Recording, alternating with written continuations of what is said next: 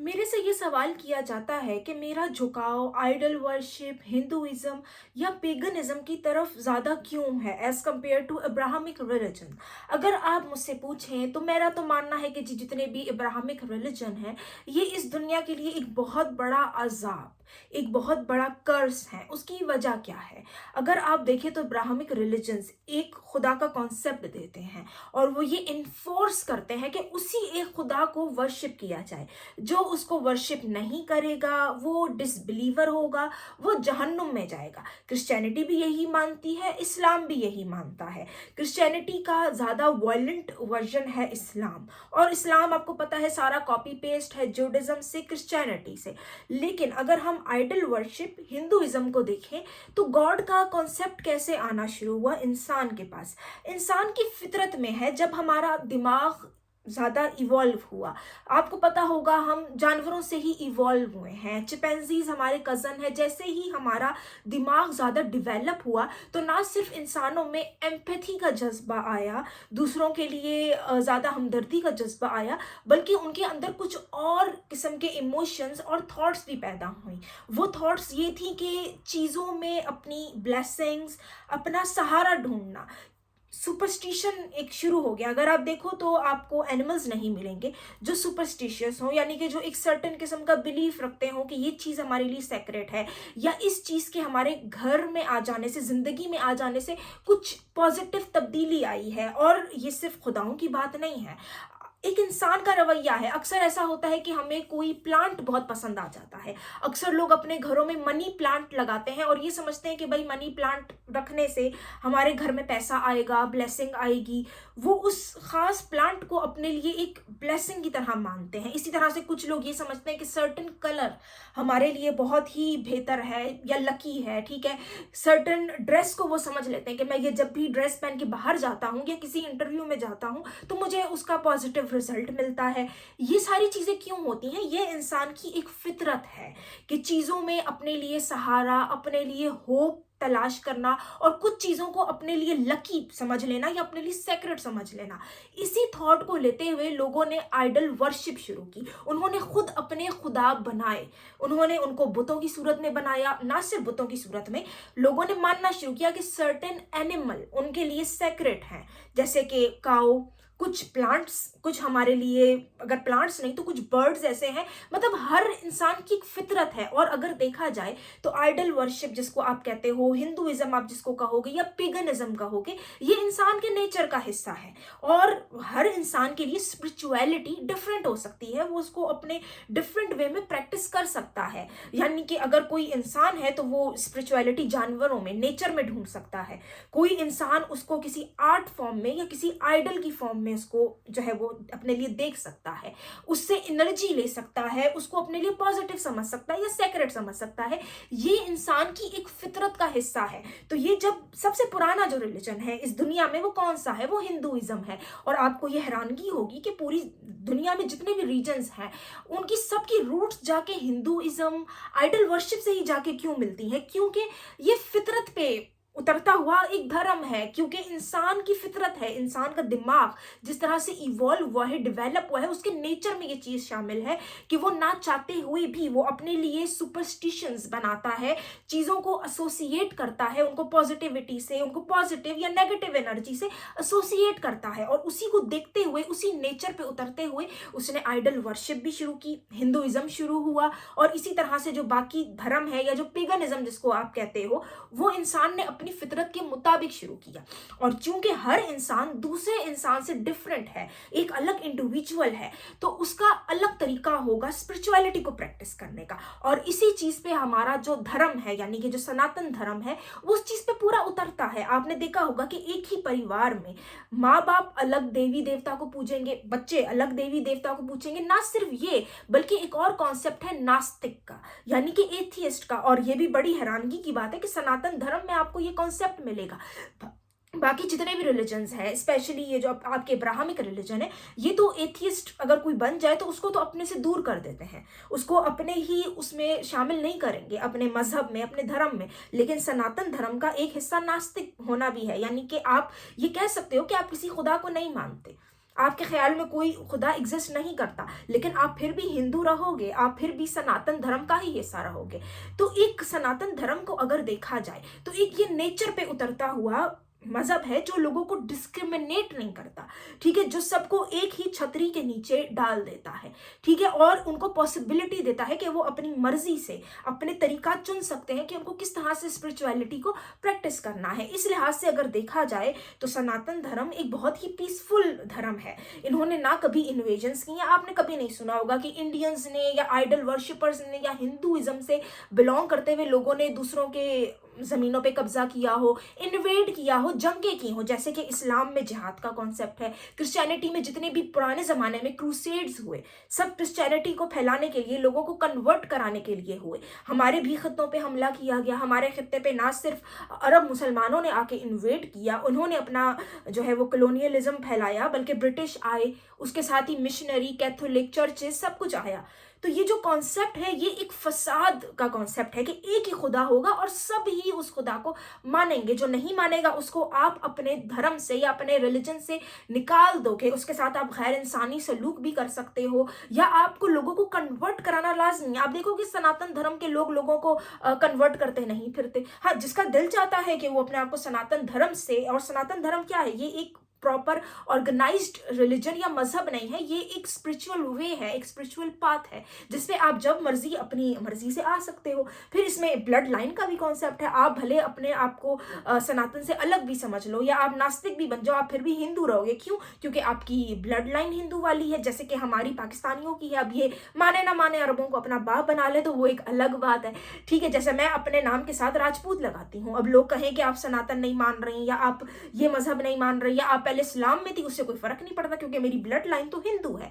तो ये इस चीज पे ये सनातन धर्म चलता है और ये नेचर के बड़े करीब है। इसके अलावा अगर आप कुछ चीजें देखें, अब्राहमिक रिलीजन्स में ना आप सवाल नहीं उठा सकते, आपको सवाल जवाब करने की, क्रिटिकल थिंकिंग की आपको इजाजत नहीं होती। जबकि जो सनातन धर्म है वो उसके बिल्कुल ऑपोजिट है। यहाँ पे जब महाकुंभ हुआ, ठीक है, वहां पे लोगों ने आपस में आर्ग्यूमेंट्स किए, रिलीजन को लेके डिबेट्स हुई। आप रिलीजन पे सवाल उठा सकते हो, आपको खुली छूट है, खुली आज़ादी है, आप सोच विचार कर सकते हो। जबकि अकल का तो कोई दखल ही नहीं है, ना इस्लाम में, क्रिश्चियनिटी में आप तो अपना लॉजिक यूज कर ही नहीं सकते। किसी भी ब्राह्मिक रिलीजन में आपको अंधा बन के फॉलो करना है, जो किसी किताब में, जो 6ठी सदी की किताब में जो लिख दिया गया है उसको अंधा बन के आपने फॉलो करना है। ना आप उसमें सवाल उठा सकते हो, ना आप ये सोच सकते हो कि भाई ये आज के ज़माने में ये चीज़ सही है, लॉजिकल है, या इसका कोई ह्यूमैनिटी से ताल्लुक है कि नहीं है। आपको जो कह दिया आपने फॉलो करना है।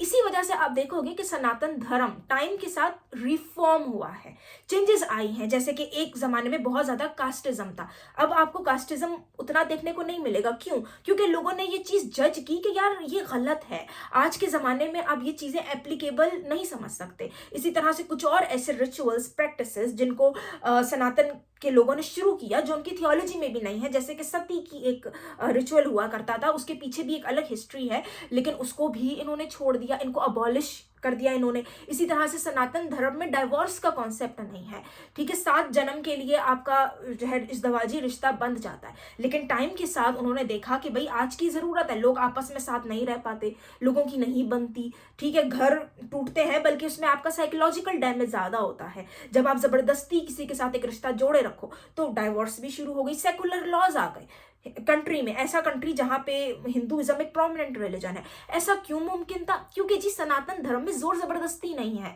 यहाँ पे लॉजिक का इस्तेमाल किया जाता है, दिमाग का इस्तेमाल किया जाता है। आप चीजों पे सवाल उठा सकते हो, रिचुअल्स पे, पुरानी प्रैक्टिसेस पे, अपने धर्म पे आप सवाल उठा सकते हो। इसी वजह से ये टाइम के साथ रिफॉर्म हुआ है। जबकि अगर आप ये चीज देखो, क्रिश्चियंस ने तो चलो फिर भी अपनी बाइबल को एक्सपोज करके, क्योंकि आपने देखा होगा कि जो पुराने जमाने में जो हुआ क्रिश्चियनिटी के साथ, जो हम आज कर रहे हैं इस्लाम के साथ सोशल मीडिया के जरिए, और पहले जब ये प्रिंटिंग प्रेस ने जब शुरू किया था जर्मनी में क्रिश्चियनिटी को, बाइबल को एक्सपोज करना, उसमें से मिस्टेक्स निकालना, तो ये चीजें थोड़ी चेंज हो गई, क्रिश्चियनिटी रिफॉर्म हो गई। लेकिन इस्लाम तो रिफॉर्म होकर नाम ही नहीं देता। उसमें तो जो कुरान में लिख दिया, अगर लिख दिया कि एक छोटी बच्ची का जो बालिग नहीं है उसकी शादी की जा सकती है, तो वो अभी भी ईरान, इराक में वो चीज प्रैक्टिस हो रही है। 4 बीवियों का कॉन्सेप्ट, हालांकि आजकल तो औरतें इंडिपेंडेंट है, 4 बीवियों का कॉन्सेप्ट आज भी प्रैक्टिस हो रहा है पाकिस्तान में हर जगह। तो ये मजाहिब रिफॉर्म नहीं हो सकते, ये वक्त वक्त के साथ चेंज नहीं हो सकते। तो उससे नुकसान क्या होता है कि लोग पीछे रह जाते हैं, वक्त आगे बढ़ जाता है। इस टाइम पे अगर मुसलमान सबसे पीछे हैं, उनकी इकोनॉमी अगर पीछे है, या लोग दिमागी तौर पे मुसलमान इतना इवॉल्व नहीं हो पाते, दूसरों के साथ कदम मिला के नहीं चल पाते, तो उसमें उनकी किताब का बहुत बड़ा हाथ है जो रिफॉर्म होने का नाम नहीं देगी। जबकि सनातन को अगर आप देखेंगे तो आपने ये देखा होगा कि जैसे इंडोनेशिया दोबारा से प्रैक्टिस करने लग गया है सनातन धर्म को, लोग इस्लाम को छोड़ रहे हैं, लोग सनातन की तरफ वापस क्यों आ रहे हैं। आप अरब में भी देखो तो टेम्पल्स बनने शुरू हो गए, जो एक टाइम पे टेम्पल्स को तोड़ा गया था। तो ये सब क्यों शुरू हो रहा है? क्योंकि जो सनातन की आइडियोलॉजी है ये बड़ी सेकुलर किस्म की और बड़ी पीसफुल आइडियोलॉजी है कि कोई भी अपना खुदा खुद चुन सकता है, कोई भी अपना स्पिरिचुअल पाथ खुद चुन सकता है। और ये एक तरह से देखा जाए तो बड़ा इंसानी धर्म है। क्यों? क्योंकि हर इंसान की मर्जी है, ये आपको एक इंडिविजुअल फ्रीडम देता है। इंसान की जिंदगी क्या होती है, बहुत कम ही ऐसा होता है कि आपको जिंदगी में आप कुछ बहुत ही बड़ा अचीव करो, बहुत बड़ी आपको खुशी मिले।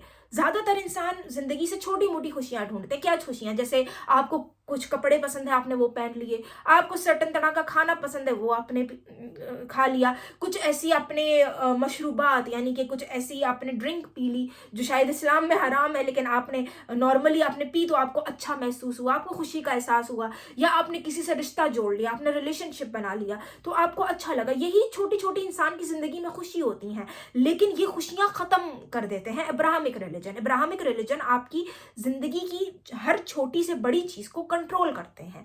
वो किस तरह से, मैं जब इस्लाम में थी तो मुझे नेल पॉलिश लगाने का बड़ा शौक था अपने नेल्स पे।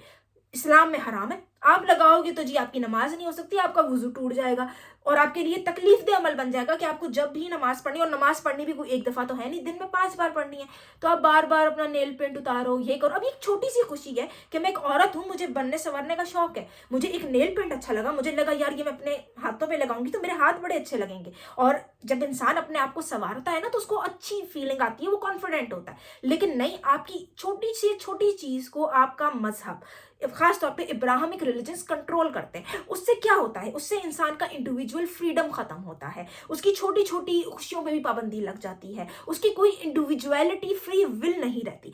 जब आपकी फ्री विल नहीं रहती ना, आपकी जिंदगी का एक छोटे से छोटा तरीका कंट्रोल किया जा रहा है, तो फिर क्या होगा? आप एक रोबोट बन जाओगे, आप एक ज़ॉम्बी बन जाओगे, आपको दूसरे कंट्रोल करेंगे, आपकी जिंदगी की एक छोटी से छोटी खुशी खत्म हो गई, आपका कोई इंडिविजुअलिटी नहीं रही। जैसे इस्लाम धर्म में जी गाना गाना हराम, डांस करना हराम। अच्छा, अब आर्ट जो होती है ना, चाहे आप पेंटिंग कर रहे हो, आप स्कल्पचर भी जो बनाते हो ना, मूर्तियां बनाना, वो भी इस्लाम में हराम है।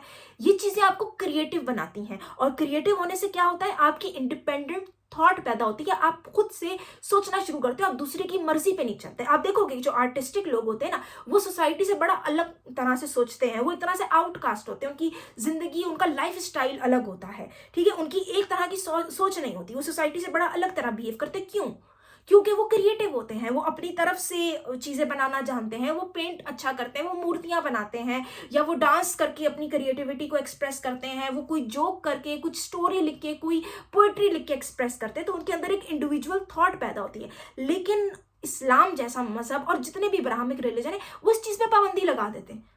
आपको कुछ नहीं सोचना, आपको 5 टाइम बैठ के अपनी नमाज पढ़नी है, फिर फारिग वक्त में आप कुरान पढ़ोगे, ठीक है। फिर छोटी से छोटी चीज जो आप करना चाहते हो, ठीक है, अब पोइट्री भी है तो अब आप उसमें कोई ऐसी बात नहीं कर सकते जो बेहयाई महसूस हो, कोई ऐसी आप चीज नहीं कर सकते, वो अनइस्लामिक हो जाएगी, उसका भी आपको गुनाह है। आप मूर्ति बनाओगे, आपने इंसानी शक्ल बना ली, वो आपके लिए हराम है, ठीक है। आप गाना नहीं गा सकते, आप म्यूजिक इंस्ट्रूमेंट नहीं यूज कर सकते। फिर क्या होगा? जब आपकी जिंदगी में कोई रंग नहीं होगा ना, तो फिर क्या होगा? फिर लोग आपको कंट्रोल करेंगे, क्योंकि आप कुछ सोच ही नहीं रहे। आप सारा दिन बैठ के आप इस्लाम सोच रहे हो, सारा दिन बैठ के आप दीन को सोच रहे हो, आपकी कोई इंडिविजुअल थॉट ही पैदा नहीं होगी। आप इजी हो जाओगे दूसरों के लिए कंट्रोल करने के लिए। आपको क्या लगता है कि ये लोग जिहाद पे क्यों निकल जाते हैं? जवान लड़के, जवान लड़कियां सुसाइड बॉम्बिंग करते हैं, जैकेट्स पहन के फटना शुरू हो जाते हैं, अपने आप को सुसाइड कर लेते हैं, इतनी बुरे तरीके से क्यों करते हैं?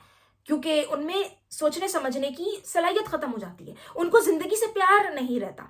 देखिए, आप जब छोटी मोटी अपनी ख्वाहिशें पूरी कर रहे होते हो, आप जब एक क्रिएटिव काम करते हो, आप उसके लिए अप्रिसिएशन पैदा होती है, तो आप इंजॉय करने लगते हो, आप लाइवली फील करते हो। जब आपकी वो सारी चीजें खत्म हो जाए और आपको सिखा दिया जाए कि भाई जिंदगी तो एक ही सीधा रास्ता है और वो रास्ता जाके एंड होगा तेरा जन्नत पे जाने पे, तो वो आदमी क्या सोचेगा? यही सोचेगा चल भाई इजी तरीका ढूंढते जन्नत जाने का, सुसाइड जैकेट पहनो और अपने आप को फाड़ लो। तो ये थॉट कहाँ से पैदा होती है? जब आपकी एक एक चीज कंट्रोल होने लगती है ना, जब आपका मजहब आपको कंट्रोल करने लगता है, तो आपका अपनी लाइफ से मोहब्बत, आपका लाइवली फील करना, आपकी इंडिपेंडेंट सोच खत्म हो जाती है। आप अपने आप को एज एन इंडिविजुअल एक्सप्रेस ही नहीं कर पाते। आपकी वाहिद आइडेंटिटी मुसलमान होना है। हाँ, तो फिर आप क्या करोगे? आप इजी हो जाओगे कंट्रोल करने के लिए। आप पुराने जितने जिहाद देख लो, क्रूसेड्स देख लो, उसमें क्या होता था? आप इस्लाम देखो, इनके जो प्रॉफिट मोहम्मद थे, ठीक है, वो लोगों को जिहाद के लिए तैयार करते थे। उनके दिमागों में डाल देते थे कि भाई तुम जितना जल्दी मरोगे, एक तो तुम मरोगे जंग में, तो तुम्हें तो सवाब है, तुम डायरेक्ट जन्नत में जाओगे, 72 हूरें मिलेंगी, शराब मिलेगी। वही 72 हूरें और शराब वो दुनिया में भी इंजॉय कर सकते हैं, लेकिन उनके दिमागों में ताले लगा दिए गए, भाई तुम लोग यहाँ पे मरो और जन्नत में जाके ये चीजें इंजॉय करो। ठीक है, अच्छा, अब लोग तैयार हो जाते थे जंगे लड़ने का, और ये जंगे लड़ने का फायदा किनको होता था? उन लोगों को जो पावर में थे, जैसे कि इनके नबी रसूलुल्लाह, उनको फायदा होता था। वो इन्वेजन करते थे, माल गनीमत का सारा ज्यादा हिस्सा रसूलुल्लाह को चला जाता था, आम इंसान को तो कुछ नहीं मिलता था। फिर वो क्या करते थे? सबसे ज्यादा बीवियां उनकी थी, 11 बीवियां उन्होंने रखी, बाकी 4 बीवियां हर मुसलमान मर्द के लिए हलाल कर दी। उनसे किसी ने पूछा कि आपने ज्यादा बीवियां क्यों रखी हैं? ठीक है, आप तो उन्होंने नबी होने का पूरा फायदा उठाया। अच्छा, फिर ना सिर्फ ये, फिर वो क्या करते थे कि जब जंग में माले गनीमत ना सिर्फ माल होता था, ठीक है, जो ये सोना चांदी ये सब, बल्कि माले गनीमत तो औरतें भी थी। और आपने देखा होगा कि ये जितनी भी जंगें हुई, खैबर की हुई हो, जितनी भी यहूदियों के साथ जो जंगें लड़ी रसूलुल्लाह ने, सबसे खूबसूरत औरत पे हाथ डालते थे रसूलुल्लाह। सफिया, जवेरिया, ये अपने कबीले की सबसे खूबसूरत औरतें होती थी। किसी ने पूछा कि ये आदमी सबसे खूबसूरत औरत क्यों अपने लिए ले जाता था सेक्स स्लेव बना के? Because he was in power, he was profit. तो ये जितने भी जिहाद होते थे, इसका फायदा कौन उठाता था? इसका फायदा उठाते थे जी इनके प्रॉफिट। और आम मर्दों को कुछ नहीं मिलता था, वो जाके मरते थे, कटते थे जाके जिहाद के नाम पे। और जिंदगी, और उनको ये धोखा दिया जाता था कि भाई तुम ये मरोगे, अपनी जिंदगी दोगे, तो उसके बाद तो आफ्टर लाइफ है भाई। और वो आफ्टर लाइफ तो एग्जिस्ट ही नहीं करती। इतनी अक्कल पे पर्दे पड़ जाते थे। क्यों पड़ जाते थे? ये तब पड़ते थे जब आपकी इंडिविजुअलिटी खत्म कर दी जाती है, आपकी सोचने समझने की सलाहियत को महदूद कर दिया जाता है, आपको बंद कर दिया जाता है। इतनी पाबंदियां लगा के एक ऐसा मजहब, जो मैं हंसी मजाक में भी कहती हूँ ना, हगने मूतने से लेके हर चीज को कंट्रोल करता है। तो जब आप पूरी तरह से कंट्रोल होने लगते हो ना, आपका फिर दिमाग इस तरह प्रोग्राम्ड हो जाता है कि आप रिलीजन के अलावा कुछ सोचते ही नहीं हो, और फिर आप इजीली लोगों को कंट्रोल कर सकते हो। इसीलिए ब्राह्मिक रिलीजन लोगों को कंट्रोल करते हैं, लोगों को फ्रीडम नहीं देते, जबकि सनातन आपको फ्रीडम देता है, आपको कंट्रोल नहीं करता, आपकी मर्जी। आपको कोई जानवर सेक्रेट लगता है, आप उसको अपना खुदा मान लो। आपको कोई प्लांट सेक्रेट लगता है, आप उसकी इबादत करो, उसको पूजा करो। आपको कोई देवी देवता अच्छा लगता है, आप उसकी पूजा करो। कोई आपको पूछेगा नहीं, कोई आपको काटे मारेगा नहीं। इसीलिए आप देखोगे कि सनातन के लोगों ने, या जो आइडल वर्शिपर थे या पेगन थे, उन्होंने कभी भी इन्वेजन्स नहीं की, उन्होंने कभी जिहाद, उन्होंने कभी क्रूसेड्स नहीं लड़े। और ये लड़ने वाले ब्राह्मिक रिलीजन के लोग थे। क्यों? क्योंकि इनको इन्फोर्स करना था अपने खुदा को, और वो भी सिर्फ एक बहाना था, और इससे लोगों को कंट्रोल करते थे, क्योंकि एक बड़ी अच्छी आइडियोलॉजी बन गई थी। जैसे इस्लाम एक अच्छी आइडियोलॉजी है ना, कि मुसलमान इस वक्त दुनिया में सबसे पीछे हैं, उनके दिमागों में इस्लाम के अलावा कुछ है ही नहीं। आज उनसे इस्लाम छीन लो, उनको बता दो, उनको डर लगता है। आप ये भी देखोगे कि ब्राह्मिक रिलीजन के लोग बड़े डरपोक होते हैं, क्रिश्चियन और मुसलमान। इनको हमेशा दूसरों से डर ही लगता रहता है, ये हराम है, ये काफिर है, ये है। क्यों? क्योंकि इस्लाम के अलावा उनके दिमागों में कुछ भरा हुआ ही नहीं है। इस्लाम अगर उनसे छीन लो, उनकी आइडेंटिटी अगर मुसलमान है, उनसे छीन लो, उनके पास कुछ है ही नहीं, उनकी जिंदगी का कोई मकसद ही नहीं है। क्यों? क्योंकि आपने उनको ये सिखाया ही नहीं कि एज एन इंडिविजुअल भी उनकी कोई पहचान हो सकती है, वो अपनी इंडिविजुअलिटी को भी इंजॉय कर सकते हैं, जबकि इसका मौका आपको सनातन धर्म देता है। और फिर जब आप ऐसे ज़ॉम्बीज और ऐसे रोबोट आप क्रिएट कर देते हो ना, जैसे कि ये इस्लामिक माशरे में होते हैं, ठीक है, तो ये इजीली कंट्रोल होते हैं, ये जिहादों पे चले जाएंगे, ये लड़ेंगे जाके 72 हूरों के चक्कर में जो एग्जिस्ट ही नहीं करती, अपने आप को मारेंगे, काटेंगे। और उसका फायदा किसको होता है? जो इनका बड़ा लीडर होता है, जैसे प्रॉफिट थे, उनको फायदा होता था, वो सारा माले गनीमत भी वही लेते थे। जो सबसे खूबसूरत औरतें होती थी कबाइल की, जैसे सफिया, जवेरिया, वो भी वो ले लेते थे। और जो बेचारा आम मुसलमान था, वो कटता मरता था, वो सफर करता था, उसकी फैमिली सफर करती थी। तो ये लोगों को कंट्रोल करने के लिए ये मजाहिब बनाए जाते। इसीलिए आप देखोगे कि इसमें जोर जबरदस्ती है, लोगों को, औरतों को स्पेशली कंट्रोल करना। ठीक है, तो आप कैसे कंट्रोल करोगे? इसी तरह से आपको ब्राह्मिक रिलीजन्स चाहिए। सनातन में ऐसा नहीं है, सनातन में औरतों को कंट्रोल नहीं किया जाता, वो चाहे जो मर्जी करे, उनके कोई जेंडर रोल डिफाइन नहीं है भाई, कि उनको माँ ही बनना है, उनके लिए सबसे प्रायोरिटी होनी चाहिए उनकी फैमिली। ये ब्राह्मिक रिलीजन आप पे ये जबरदस्ती करते हैं। और फिर जो औरतें इनकी बात नहीं मानती थी पुराने जमाने में भी, उनको विचेस कह के जिंदा जला दिया। तो सो कॉल्ड जो ब्राह्मिक रिलीजन कहते हैं कि भाई हम जो है हम ह्यूमैनिटी लेकर आए, वो कोई ह्यूमैनिटी वगैरह कुछ भी नहीं लेकर आए। वो इस धरती पे बोझ है, लिटरली बोझ है। इसीलिए मैं ब्राह्मिक रिलीजन्स के इतने खिलाफ हूँ और मैं तो कहती हूँ कि ये कर्स है। आज आप ब्राह्मिक रिलीजन्स हटा दो ना दुनिया से, तो कोई जंग की वजह नहीं रहेगी, कोई इन्वेजन की वजह नहीं रहेगी, कोई क्रूसेड्स नहीं होगी, कोई जिहाद नहीं होगा। ये हो ही सारा इसीलिए रहा है कि भाई हमारा एक खुदा है, उसी को तुम लोग जबरदस्ती मानोगे। तो इस चीज की जंग है, और यही जो एक खुदा है ना, इसी का जो कॉन्सेप्ट है, ये लोगों को आपस में लड़वाता है। क्योंकि आपने खुदा एक बना लिया ना, अब सबके लिए मुमकिन नहीं है उसी खुदा को मानने। सनातन धर्म के अंदर कोई भी अपना खुदा मान ले, कोई भी अपनी मर्जी का स्पिरिचुअल पाथ चूज कर ले, कोई किसी को नहीं मारेगा, कोई किसी को कुछ नहीं करेगा। और इब्राहिमिक रिलीजन का जो गॉड है वो एक नंबर का जेलस है, वो नार्सिसिस्ट है, वो लोगों को जिंदा जलाएगा। आप ये भी देखो कि जो कुरान है उसमें सबसे ज्यादा नफरत किससे सिखाई जाती है? पॉलीथियस्ट, बुतों को पूजने वाले, आइडल वर्शिपर। उनको कहा गया कि वर्ष क्रिएचर है, और उनके लिए सबसे खतरनाक सजा है कि उनकी तो पूरी स्किन उतारी जाएगी जहन्नुम में, और उसको पहले जलाया जाएगा, फिर दोबारा नई स्किन आएगी, फिर उसको जलाया जाएगा। तो इतनी सख्त सजाएं ये पॉलिथियस के लिए क्यों है? हालांकि इस्लाम में तो क्रिश्चियन भी काफिर है, यहूदी भी काफिर है, चलो उनके बारे में कहा गया कि वो तुम्हारे दोस्त नहीं हो सकते, लेकिन उनको वर्ष क्रिएचर नहीं कहा गया। आइडल वर्शिपर्स को क्यों? क्योंकि आइडल वर्शिपर से इस्लाम और जितने भी इब्राहिमिक रिलीजन है वो थ्रेटेंड होते हैं। इब्राहिमिक जो रिलीजन है वो इंसानों को कंट्रोल करने के लिए बनाए गए हैं, उनको अपने पर्पस के लिए, अपनी इन्वेजन्स के लिए, अपनी कुछ जो उनके लीडर्स होते हैं ना, अपनी तरक्की के लिए वो लोगों को यूज करते हैं। आप सोचे कि मोहम्मद एक दौर में गुजरा और इतने अरसे बाद जाकर उस्मान ने जाके ये अपना कुरान कंपाइल किया, और ये उसने उस टाइम पे किया जब उसको लोगों को कंट्रोल करना था। इतने अरसे बाद आपको लगता है कुरान उसी उसमें रहा होगा? वैसे तो इसकी भी प्रूफ है कि वो अपनी असल हालत में नहीं है, ठीक है, लेकिन लोगों को कंट्रोल करने का तरीका था ना। तो आप कैसा खिलाफत आप कैसे करते? आप खिलाफत से फायदे कैसे उठाते? माली फायदे कैसे उठाते? तो आपको ज़ॉम्बीज चाहिए, और क्रिएट करने के लिए आपको इब्राहिमिक रिलीजन चाहिए। और इब्राहिमिक रिलीजन के लोग सबसे ज्यादा थ्रेटन्ड होते हैं सनातन से, आइडल वर्शिप से। क्यों? इंडिविजुअल फ्रीडम देता है भाई, फ्री विल देता है। आपको जो पसंद है आप अपना बुत खुद बनाओ, आप उसको पूजो, आपको वो सेक्रेट लगता है, आपको ये लगता है कि भाई ये मेरे लिए ब्लेसिंग है, वो आपके लिए ब्लेसिंग है, आपकी मर्जी। कोई इसमें झगड़ा ही नहीं, कोई इसमें लड़ाई ही नहीं, कोई आप कंट्रोल नहीं कर सकते किसी को। फिर आप देखो सनातन में कोई ऐसा हराम हलाल का कॉन्सेप्ट नहीं है, बल्कि क्रिएटिविटी को तो बहुत इनकरेज किया जाता है। भले वो डांसिंग हो, भले वो कोई भी आर्ट की फॉर्म हो।